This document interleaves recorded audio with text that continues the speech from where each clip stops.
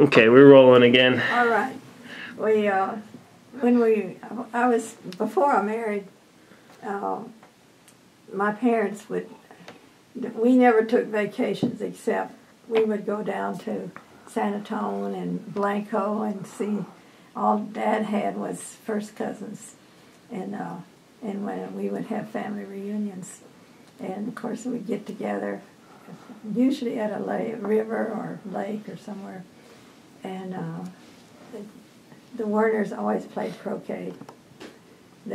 Somebody would have a croquet set and set it up and play cards, and some of us younger ones would just roam around and sometimes go swimming, and we just had good times when we got family get-togethers. I've always had family reunions.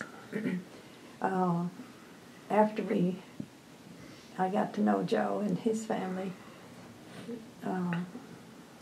especially after Dad died, we started having every 2 years family reunions, and every child in their families, they would host wherever they had it. Sometimes it was 2 days, sometimes it was just 1 day, and we're still doing it, and we'll have one this June, 2011. Yeah, that was my family that I was talking about. That's just Joe's family. So we've always enjoyed family reunions because they gave us always a good chance to get together with our families. But we don't have them in my family very often. But one year we did go to, on my mother's side, her family, Margaret Kitten and all them. And that was wonderful. Family reunions have always been something very special. We went to one of your family reunions later on down at, what town was it? Well, I can't even remember the name of the place. Helensville, I guess. Yeah. Yes, that's one of. Yes. That was 2 or 3 years ago. And we had that one was on my mother's side of the family, and I got to see a bunch of them that I hadn't seen in a long time. Good cousins, second cousins. We went to the Moulton Church. That's where Elvera's mother, when she was small, went. And after the reunion, we kind of took a tour of some of the churches that they talked about. Especially that one of them, and I can't even think of the name of it, but it has the most gorgeous stained glass windows in it. Oh, it's Shiner.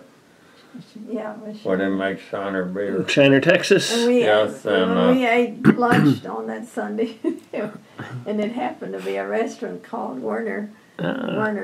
It was an old building, and that was interesting. Whenever we're traveling, we're always doing something. That was another thing, that we traveled a lot, and we traveled to the mountains practically every year for a while there, and we would go to New Mexico, and we'd just keep going higher and higher, and ended up in Colorado. And so we've seen a lot of the United States. Where did you go in New Mexico? With Santa Fe we started. Oh, yes. And then we just went a little further up every year, further north. And we ended up in, what park was that? It's in the northern part of Colorado. Rocky Mountain National Park? No, it was... no, we never did get there. We wanted to go there.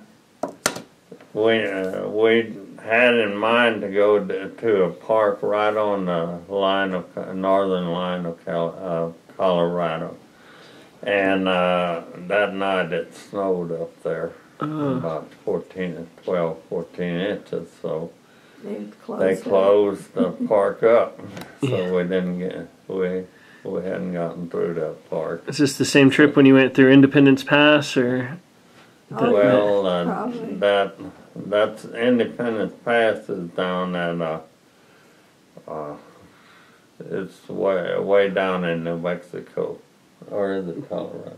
I don't know. No, it's in Colorado. It's in the southern part of Colorado When near you New get Mexico. through the mountains, What is it, Highway 90? Alamosa is the town okay. I that we think came Highway from. 90. And it's in a valley in Colorado. You have to go over a mountain to get there, and I forget the pass to the south you go through, but then coming back this way, the Independence Pass is the highest pass in the mountains over there, and our car was fuel pump wasn't working properly, but that day it worked going over the mountain. That's good. And Elvera was on her side, and she looked down there and she said, "My God, those boulders are bigger than our house down there." And the car just kept running.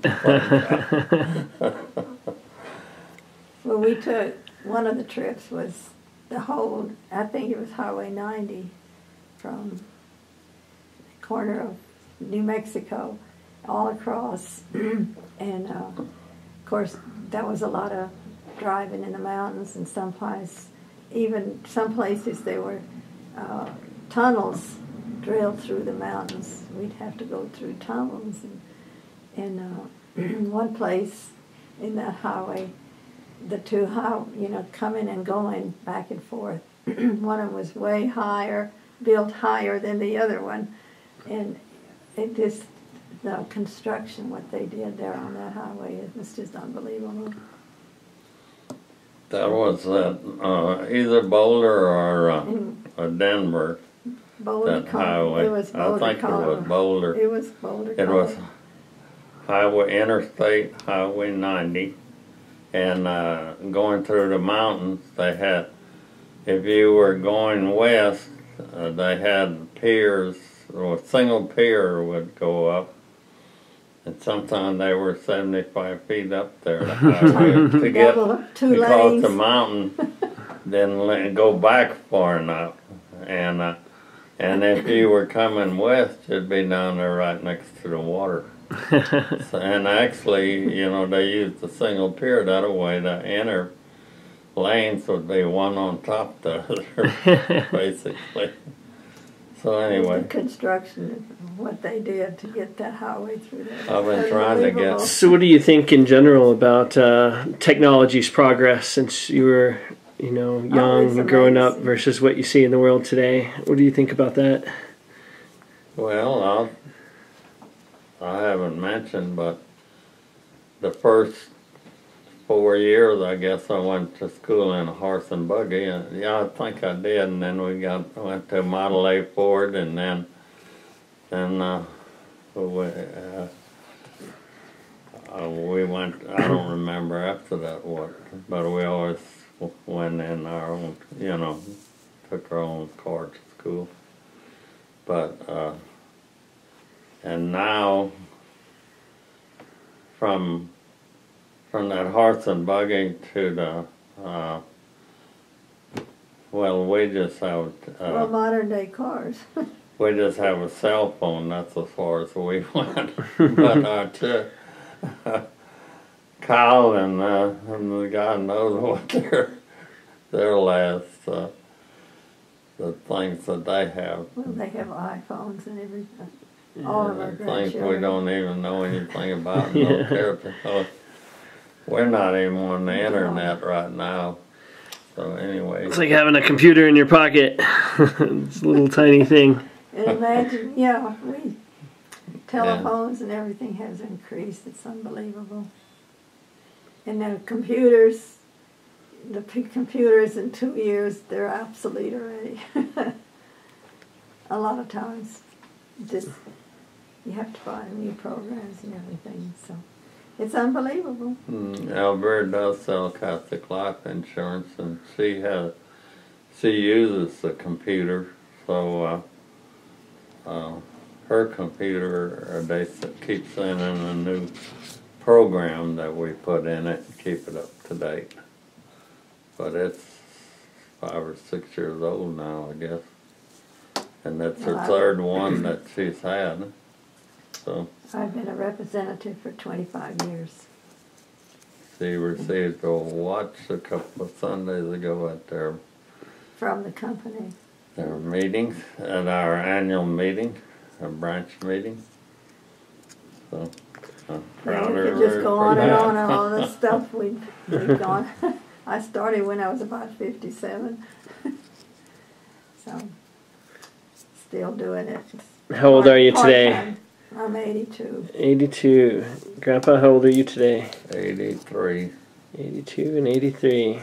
And we'll be married Elvera is 61 years. a year and 2 weeks younger than I am. So when my birthday, then hers comes in 2 weeks. So usually I remembered her birthday. Usually, huh? Well, I needed to. So I did mostly. Most of the time we just try to go out to eat and stuff like that. Well, after all those years, you've got accumulated a lot of wisdom over the years. What kind of wisdom would you want to pass down to your grandkids and their kids and their kids? What's the secret to happiness that you've uncovered? Well, we didn't mention this, but